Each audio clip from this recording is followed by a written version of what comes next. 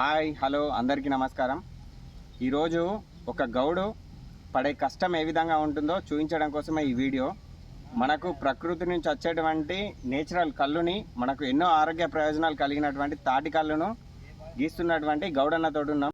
తాళ్ళు ఎక్కే గౌడన్నలకి వీపు వెనకాల చేతులకి కాళ్ళ దగ్గర కాయలు కాస్తాయి.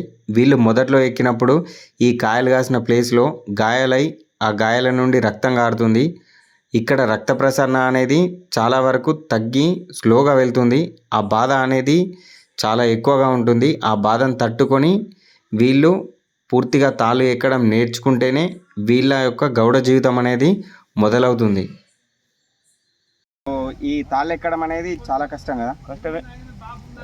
ఇది ఏందనుకుంటున్నాను, కష్టమేనాయ్యా, కష్టమేనా, కష్టమే. అయినా కానీ గౌడ ఎట్లయినా కష్టం ప్రమాదమేనా. మరి నీకు తెలిసి ఎవరైనా చనిపోయిన వాళ్ళు ఉన్నారా? మన అప్పుడే మళ్ళీ ఇది వరకు అయితే మన వాళ్ళు ఏది కానీ. ఓకే, కొత్తగా ఎక్కేటోళ్ళు ఎప్పుడైనా పడ్డ సందర్భాలు ఉన్నాయా? ఫస్ట్లో స్టార్టింగ్లో పడ్డా మన మనిగాడు పడలే 2 మాటలు. నేను ఒకసారి వాడికి దెబ్బలు తాకినాయా? తాకలేవా, కొట్టుకోలేవా ఆడ ఇంటర్ అది అట్లా ప్రమాదమేనా. కొద్దిగా జారినా వేస్ట్ ఆగాయి కాలు ఎంత బిద్దు వాడమన్నా. గౌడన్నలు ఒక్క తాడి చెట్టును ఉదయం మరియు సాయంత్రం 2 సార్లు ఎక్కి కళ్ళును తీయడం జరుగుద్ది. ఆ కళ్ళు తీయడానికి ముందు కత్తులకి ఇలా పదును పెట్టుకొని ఆ పదునైన కత్తులతో తాటి చెట్టు ఎక్కి తాళ్ళను గీస్తారు.